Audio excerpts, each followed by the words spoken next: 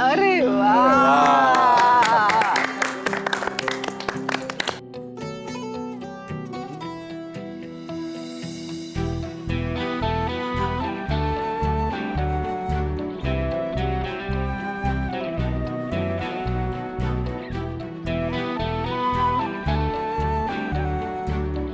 खन्नू जी,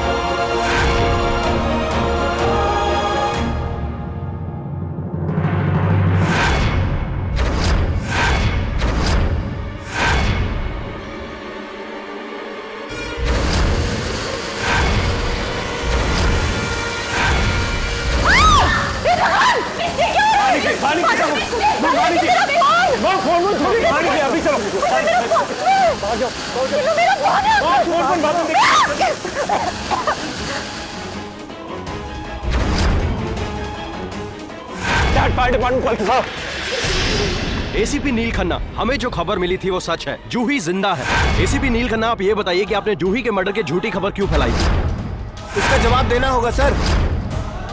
इन सब के पीछे आखिर है कौन, आप या मुंबई पुलिस? एसीपी नील खन्ना, क्या ये बात सच है कि आपका जूही से अफेयर था?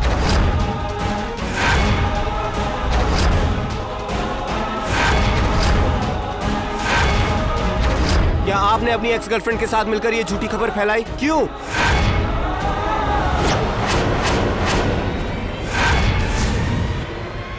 क्या आपकी रागिनी पंडित और विदु तार से पर्सनल दुश्मनी है? चुप क्यों है, बोलिए, जवाब दीजिए। मिस्टर नील, इन सब बातों का जवाब सिर्फ आपको देना होगा। अवनी जी आप जवाब दीजिए।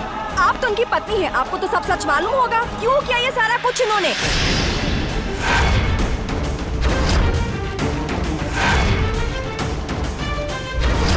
अवनी जी, ना तो आप कुछ बोल रही हैं ना आपके पति, बोलिए कुछ। Angel, angel. डैड प्लीज सबको अंदर लेके जाइए। आप लोग शांत हो जाइए और मेरी फैमिली को अंदर जाने दीजिए। आपके जो भी सवाल होंगे मैं जवाब दूंगा। बिलेटेड हैप्पी दिवाली मामोनी की तरफ से।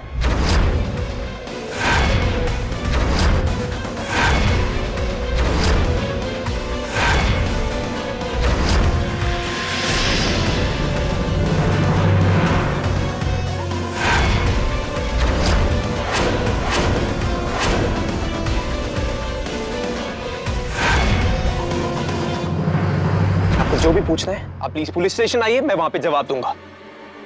यहाँ पे बच्ची जो है वो डर चुकी है, सहम चुकी है। बच्ची? लेकिन आपका तो कोई बच्चा नहीं था, फिर ये बच्ची किसकी है?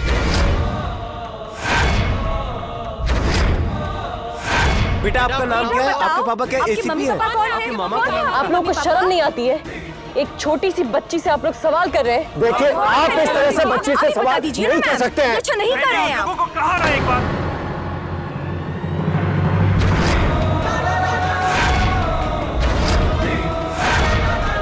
बोला ना आपसे, बच्ची परेशान हो रही है। मैं आपके सारे सवालों के जवाब दूंगा, लेकिन प्लीज ये सब मत कीजिए यहाँ पे। देखा आप लोगों ने, एसीपी नील खन्ना मीडिया के साथ में हाथापाई पे उतर आए हैं। किस तरह से मीडिया के साथ बर्ताव कर रहे हैं। हम उनसे आसान सा सवाल पूछ रहे हैं, लेकिन ये हाथापाई पे उतर आए हैं। मैं आपसे एक बार बोल चुका हूँ, दोबारा नहीं बोलूंगा। तमाशा करना बंद कीजिए आप लोग। एसीपी नील, ये हमला सिर्फ हम लोगों पर नहीं है, पूरी मीडिया पर हमला है ये, और इसका जवाब आपको देना ही होगा, क्योंकि यहाँ आया हुआ हर मीडिया का पत्रकार इस बात का गवाह है कि आपने यहाँ पे हाथापाई की है। मैं एक बार आप लोगों से रिक्वेस्ट कर चुका, लगता है आपकी बात समझ में नहीं आती। नील,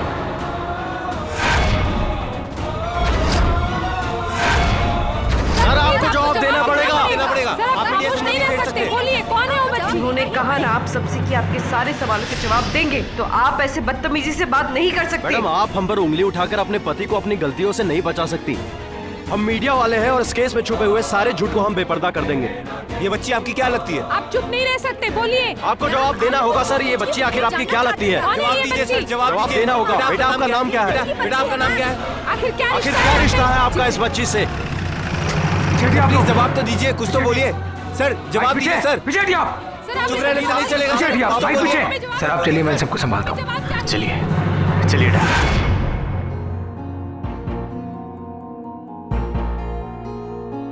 सर जी, सर मैं खुद आके आपको एक्सप्लेन करता हूँ।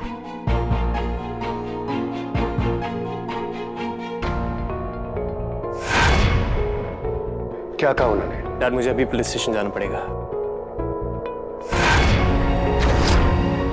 एंजल, एंजल, मैंने कुछ नहीं किया, मुझ पे गुस्सा मत करो। नहीं मिष्टी, कोई भी आपसे गुस्सा नहीं है। ये लड़की जूही, जब से ये मेरे टिल्लू की जिंदगी में वापस आई है ना, तब से न जाने क्या क्या सहन करना पड़ रहा है उसे। ओहो, चुप कर जा। मुझे तो ये समझ नहीं आ रहा है कि मीडिया तक ये बात पहुंचाई किसने। कहीं कहीं विद्युत ने जूही को देख तो नहीं लिया ना?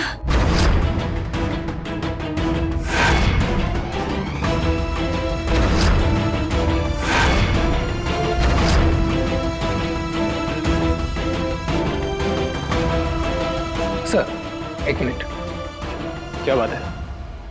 तुम क्यों इतने परेशान लग रहे हो? सर वो एक रिपोर्टर ने बताया कि उसे एक मैसेज आया था, उन्हें यहाँ बुलाया गया था।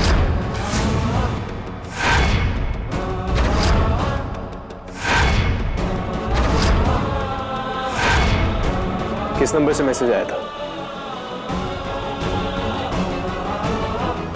सर ये है वो मैसेज और ये वो नंबर।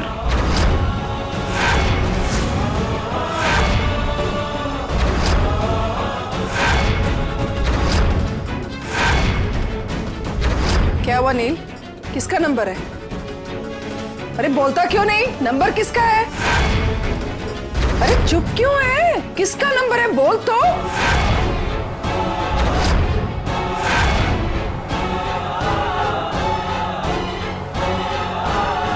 आपने बुलाया था मीडिया वालों को। क्या?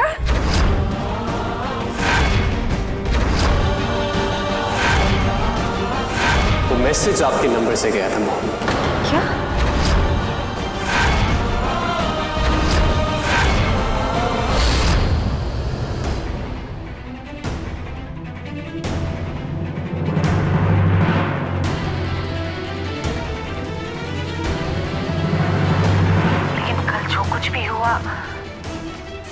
उसे थोड़ी सी टेंशन तो बेटा मुझे भी हो गई है आंटी। उसके लिए मैं आपसे हाथ जोड़ के माफी मांगती हूँ। मुझसे बहुत बड़ी गलती हो गई। वो नील को देख के मैं डर गई थी।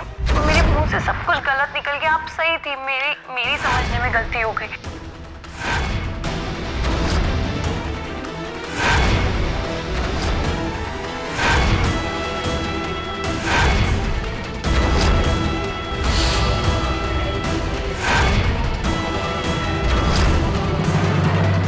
मीडिया को क्यों बुलाऊंगी यहाँ पर? मेरा फोन तो, ये देखो ना, मेरा फोन तो मेरे पास है और इसके टुकड़े टुकड़े हो गए हैं। वो मैंने तो पटाखों के डब्बे में अपना फोन रखा था। मेरा दिमाग खराब हो गया है। फोन कोई पटाखों के डब्बे में रखता है?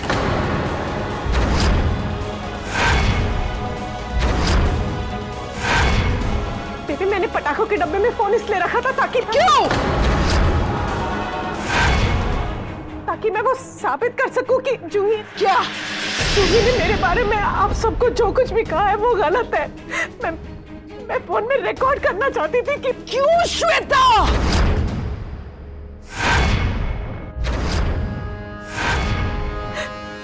जूही गलत कह रही है मेरे बारे में आप सबसे। कितना गिरेगी तू श्वेता? मैंने ये सब नहीं किया है। श्वेता जी, आपने गलती की है तो मान लीजिए।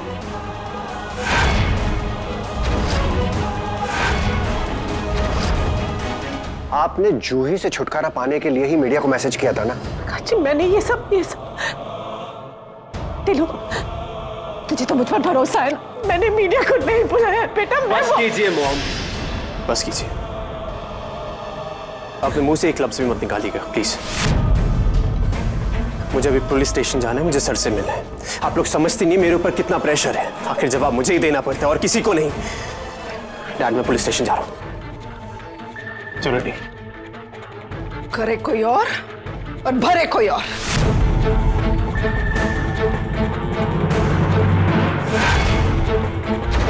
चल।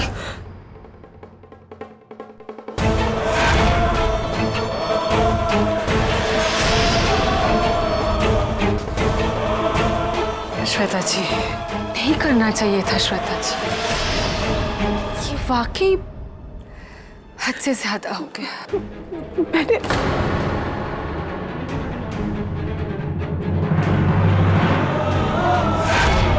कुछ तो गड़बड़ है। मम्मी जी तो ऐसा कर ही नहीं सकती हैं। आखिर नील के साथ ऐसा कौन कर सकता है?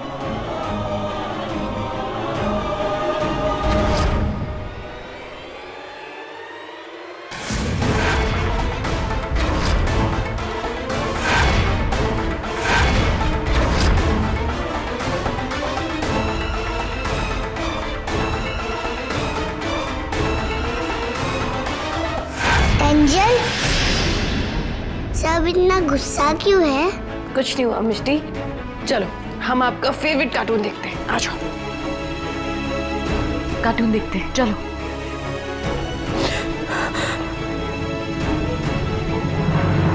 आ जाओ, इधर बैठो। हम कार्टून देखेंगे। ये वाला?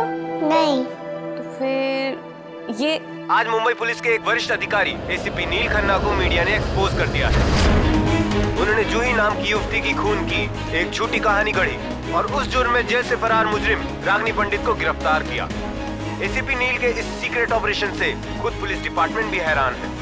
आज तक हमने फेक एनकाउंटर्स के किस्से सुने हैं, लेकिन ये फेक मर्डर का केस पहली बार मीडिया के सामने आया है। लेकिन एक फेक मर्डर केस ने पुलिस की कार्य प्रणाली पर सवाल खड़े कर दिए हैं और मीडिया ने जब इस मसले पर सवाल खड़े किए तो एसीपी नील ने रिपोर्टर पर हाथ उठाया। आज हमारे पैनल पर 3 स्पेशल गेस्ट हैं। ये है मिस्टर विद्युत आर, जो कि गोवा के एक सक्सेसफुल बिजनेसमैन हैं, और रागनी पंडित इनकी मां है। आइए इनसे जानते हैं कि इनका इस किस्से के बारे में क्या कहना है। तो मिस्टर विद्युत, क्या बताना चाहेंगे आप? आपकी मां रागनी पंडित पर एक झूठा आरोप लगाया गया है और हमें यह सूचना मिली है कि आपने पुलिस को जानकारी खुद ही दी थी। अब जब पता चल रहा है कि ये केस ही झूठा है, तो आप इस विषय में क्या कहना चाहेंगे? अगर आप मेरी जगह होते तो क्या महसूस करते आप? मैंने कानून पे भरोसा किया। आई थॉट हो सकता है मेरी माँ ने कुछ ऐसे जुर्म किए जिनके बारे में मुझे नहीं पता है, तो मैंने पुलिस डिपार्टमेंट कॉल किया। मैंने कहा कि मेरी माँ सरेंडर करने के लिए रेडी है, लेकिन उससे पहले एसीपी नील मुझे और मेरी माँ को गिरफ्तार करके ले गए। और लेकिन जब मुझे मालूम चल रहा है कि ये सारा केस ही झूठा था, तो आप बताइए मुझे कैसा महसूस हो रहा होगा? अब तो मुझे ऐसा लगने लगा है कि मेरी माँ के खिलाफ जितने भी केसेस चल रहे हैं वो सब झूठे होंगे। एक आम आदमी की हैसियत से आज मैं हेल्पलेस फील कर रहा हूँ अपने आप को। But thanks to the media, अगर आप लोग नहीं होते तो ये सच्चाई आज सामने नहीं आती। मैं विद्युत आर आज मीडिया को प्रॉमिस करता हूँ कि सो कॉल्ड सुपर कॉप को मैं बेनकाब करूंगा। इसके अतीत का हर एक राज मैं दुनिया के सामने रखूंगा।